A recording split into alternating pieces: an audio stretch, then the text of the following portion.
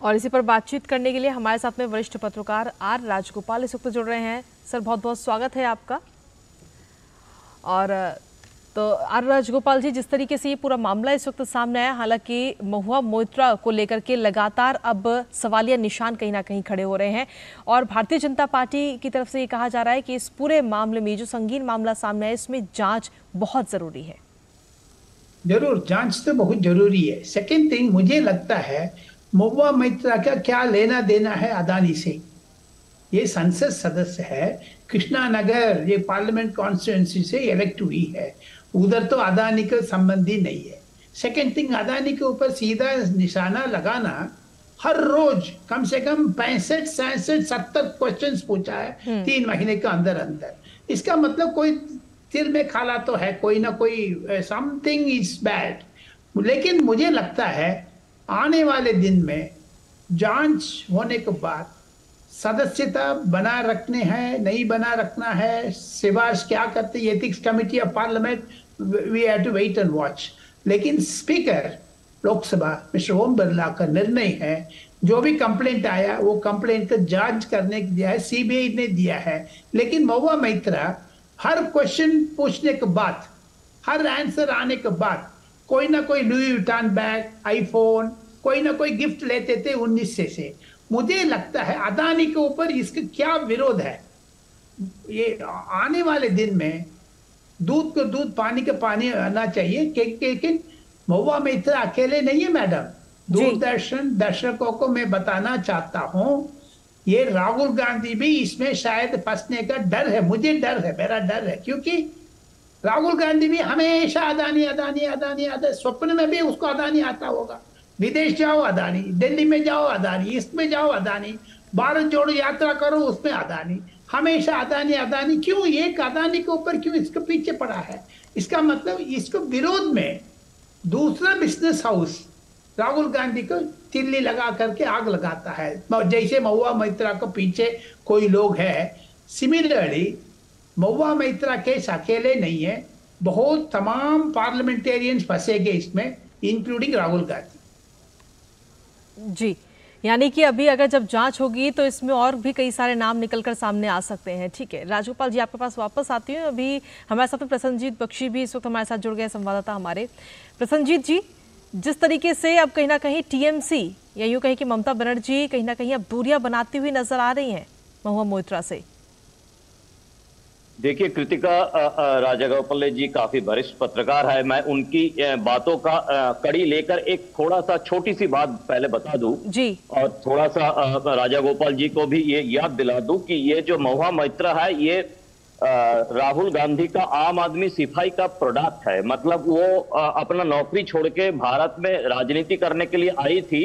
राहुल गांधी का आम आदमी का सिपाही नाम का जो प्रोजेक्ट उन्होंने लॉन्च किया था, उस लॉन्च की भागीदार के हिसाब से महुआ मोइत्रा यहाँ पे आई थी। तो अब सोचना यह है कि आप जो कह रहे थे राजगोपाल जी, आप इस कड़ी को जोड़ने की कोशिश कर सकते हैं।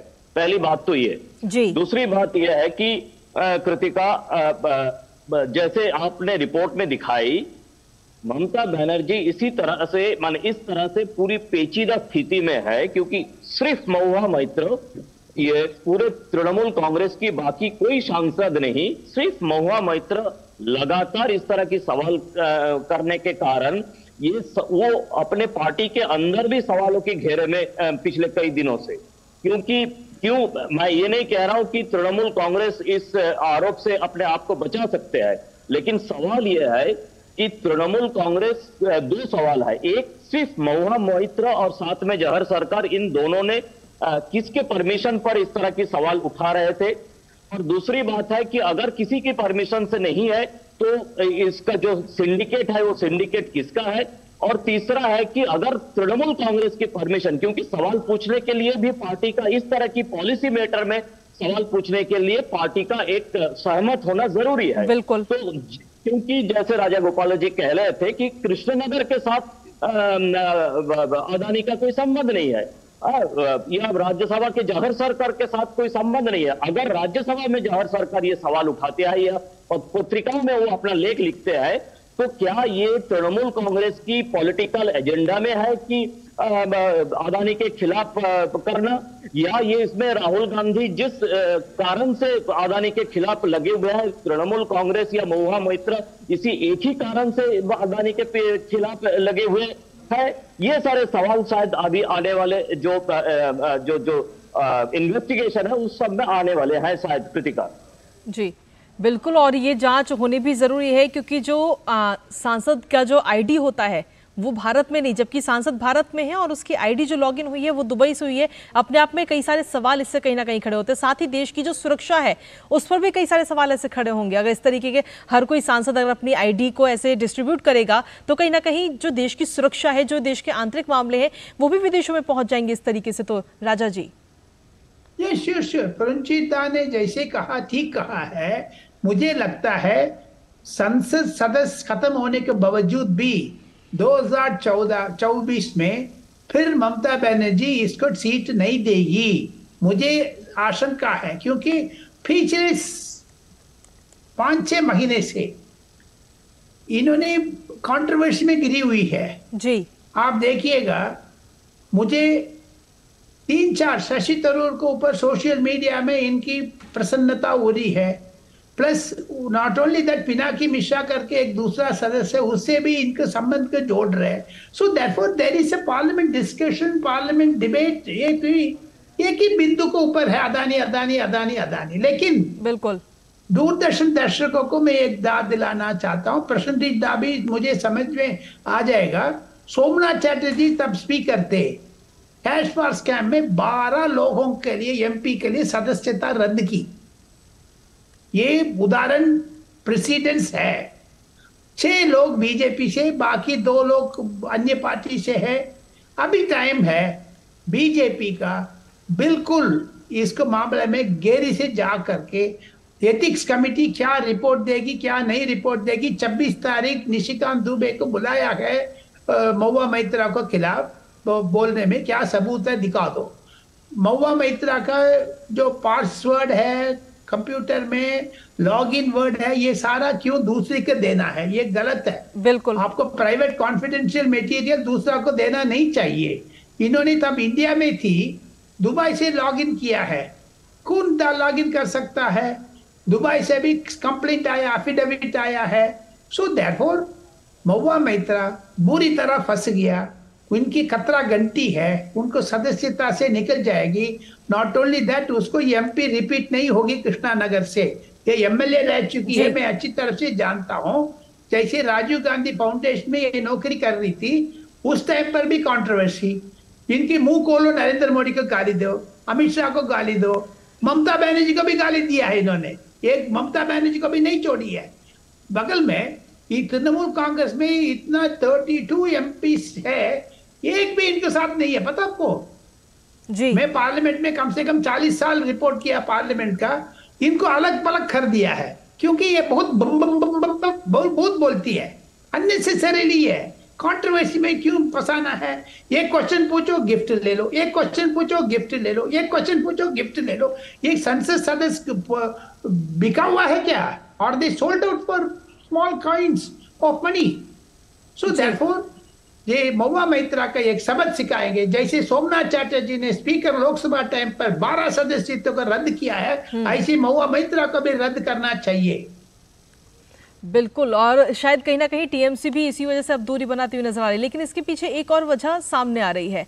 प्रसन्नजीत जी, अगर देखा जाए तो ये भी जानकारी मिल रही है कि ममता बनर्जी की काफी रिक्वेस्ट के बाद में जो अदानी समूह है वो राजी हुआ है इस चीज को लेकर के कि पश्चिम बंगाल में निवेश किया जाएगा। क्या ये वजह मानी जाए दूरी बनाने के लिए? हाँ, ये तो है ही। देखिए, बंगाल की इंडस्ट्री के क्षेत्र में जो खराब हालत है उसमें अगर ये डूबती हुई नैया को किसी तरह से बचाना है तो ममता बनर्जी इसीलिए गौतम अदानी और उनके बेटे को न्योता दिए हैं बंगाल में एक डीप सी पोर्ट करने के लिए। ताजपुर बोल के एक जगह है जी, और बाकी कई सारे निवेश के लिए जी। तो ऐसी स्थिति में और अगले नवंबर में यहाँ पे Bengal emerging Bengal business summit भी है, तो अगर इसी समय पे उन्हीं की किसी सांसद अगर इस तरह की उसी इंडस्ट्री हाउस को ह्यूमिलिएट करने की काम करे तो naturally Mamata as a chief minister उनके लिए एक खतरा है। तो ये खतरा से भी वो अपने आप को मुक्त करना चाहती है ममता बनर्जी। जी कृतिका, ठीक है, आप दोनों हमारे साथ लगातार बने रहिए, आपके पास वापस आएंगे क्योंकि इसी बीच एक जानकारी और मिल रही है कि राष्ट्रीय पिछड़ा वर्ग आयोग ने पश्चिम बंगाल सरकार को नोटिस जारी कर दिया है और इस नोटिस में ये कहा गया है कि राष्ट्रीय पिछड़ा वर्ग आयोग के अध्यक्ष हंसराज गंगाराम अहिर पश्चिम बंगाल की 87 जातियों को केंद्रीय पिछड़ा वर्ग की सूची में शामिल करने के लिए 3 नवंबर को सुनवाई करेंगे। आयोग ने पश्चिम बंगाल में मूल ओबीसी जातियों के अधिकारों की सुरक्षा को भी गंभीरता से लिया है और साथ ही इस बात को ध्यान में रखते हुए पश्चिम बंगाल सरकार द्वारा प्रस्तावित 87 नई जातियां हैं जिनमें 78 मुस्लिम और सिर्फ 9 हिंदू जातियां शामिल हैं। आयोग ने इसकी समीक्षा का भी निर्णय लिया है। साथ ही पश्चिम बंगाल सरकार से अन्य दस्तावेजों के अलावा राज्य की सूची में शामिल 87 ओबीसी जातियों की वंशावली उपलब्ध कराने के लिए भी कहा है जो पहले हिंदू थे और बाद में धर्मांतरण के बाद मुस्लिम बने हैं। तो ये एक और जानकारी इस वक्त सामने आई है जहां पर राष्ट्रीय पिछड़ा वर्ग आयोग की तरफ से पश्चिम बंगाल सरकार को ये नोटिस जारी किया गया है। हमारे साथ में वरिष्ठ पत्रकार भी हमारे साथ लगातार बने हुए हैं और साथ ही हमारे संवाददाता भी इस वक्त लगातार हमारे साथ बने हुए हैं। प्रसन्नजीत जी, क्या कहेंगे इसको लेकर के जिस तरीके से ये नोटिस इस वक्त जारी किया गया है पिछड़ा वर्ग आयोग की तरफ से पश्चिम बंगाल सरकार को?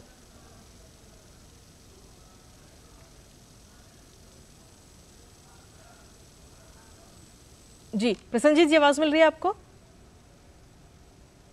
मैं उत्तर दे दूं उनके जवाब में? चलिए, प्रसन्नजीत जी के पास आवाज नहीं पहुंच पा रही है हमारी, लेकिन राजा राजगोपाल जी भी हमारे साथ लगातार बने हुए हैं। जी आप म्यूट में है प्रसन्न जी, आप म्यूट में है। एक बार अपना म्यूट चेक कीजिए सर। जी आवाज आ रही है मेरी? चलिए प्रसन्नजीत जी, मैं आपके पास में वापस आती हूँ अभी थोड़ी देर में। हमारे साथ में वरिष्ठ पत्रकार राजा राजगोपाल जी लगातार बने हुए हैं। राजा जी, क्या कहेंगे इसको लेकर के जिस तरीके से ये नोटिस जो है इस वक्त जारी किया गया पश्चिम बंगाल सरकार को? ये नोटिस जारी किया है national commission for backward classes से। ये बहुत गंभीरता से लेना है। ममता बनर्जी का सरकार इसी का जवाब देना चाहिए क्योंकि आखिर समुदाय वेस्ट बंगाल में पिछड़े जाति में ज्वाइन करना चाहते हैं। ये सेंसिटिव मामला है, चुनाव आ रहे हैं 24 का। ममता बनर्जी भी इसको गंभीरता से लेना है क्योंकि ये नेशनल कमीशन है बैकवर्ड क्लास का, ये कानूनी तौर पर इसका महत्व है। This constitutional body, therefore Mamata Banerjee government should take it seriously and reply accordingly. ये साधारण रूप में नहीं लेना चाहिए, सीरियसली ममता बनर्जी लेना चाहिए क्योंकि मतांतर जो रिलीजियस कन्वर्शंस है दैट शुड बी स्टॉप्ड। जी, लेकिन क्या ये उम्मीद की जाए कि जो इस वक्त सूची पूरी मांगी गई है, जो वंशावली उपलब्ध कराने की बात कही गई है कि जो पहले हिंदू थे और बाद में धर्मांतरण के बाद मुस्लिम बने, इसकी पूरा जो डाटा है वो उपलब्ध करा पाएगी सरकार? ये सरकार तो उपलब्ध करना चाहिए क्योंकि जांच एजेंसी है, इसको भी इंपॉर्टेंस देना चाहिए। नॉट ओनली दैट, उसके जो अफेक्टेड पर्सन से भी डिटेल्स लेकर के विस्तार से जांच करना चाहिए। ममता बनर्जी इसको जवाब देना चाहिए उनकी सरकार। I am very sure chief secretary के रूप में इसका जवाब जल्दी से जल्दी मिल जाएगी।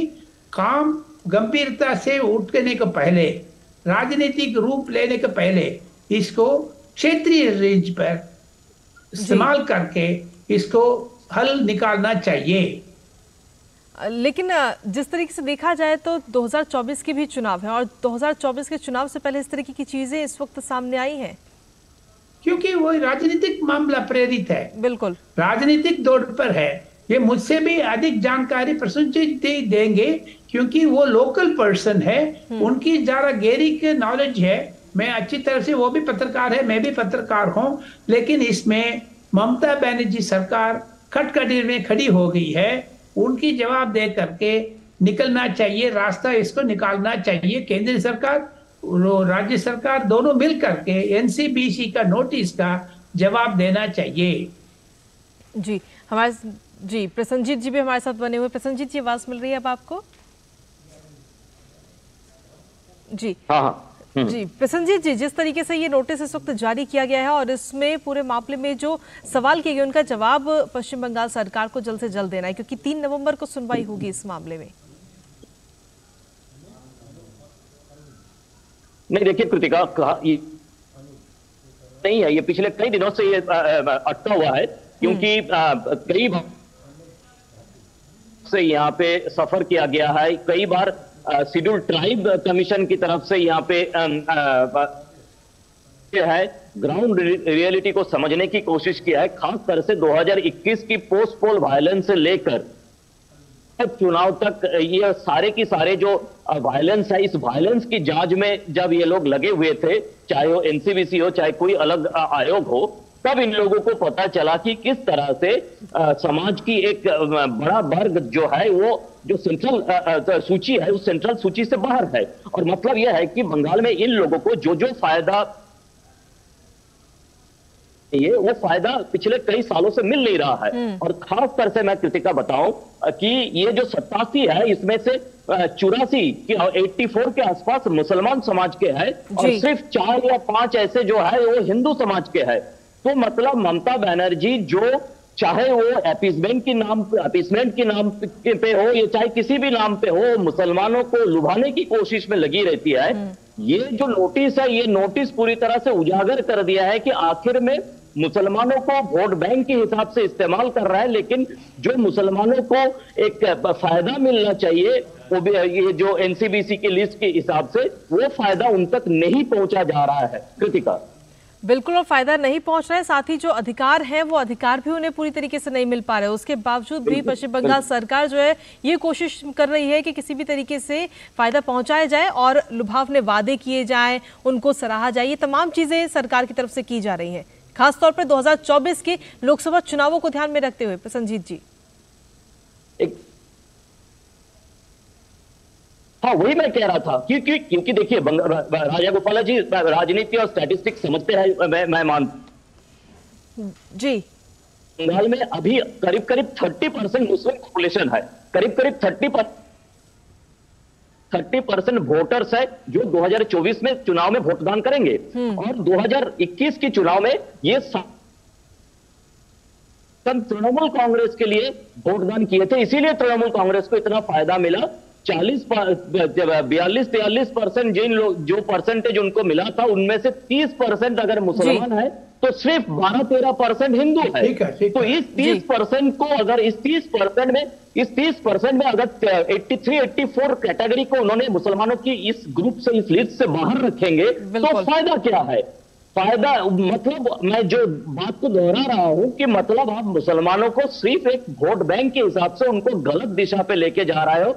उनको जो अधिकार मिलना चाहिए, उनको जो फायदा मिलना चाहिए, लिस्ट के अंदर नहीं होने के कारण ना वो अधिकार मिल पा रहा है ना वो फायदा मिल पा रहा है, सिर्फ वो तृणमूल कांग्रेस को वोट दे रहा है। बिल्कुल, चलिए बहुत बहुत शुक्रिया प्रसन्नजीत जी तमाम जानकारी और बातचीत करने के लिए, और साथ ही राजा राजकुमार जी आपका भी बहुत बहुत शुक्रिया। और खबरों का सिलसिला भी डीडी न्यूज पर यूं ही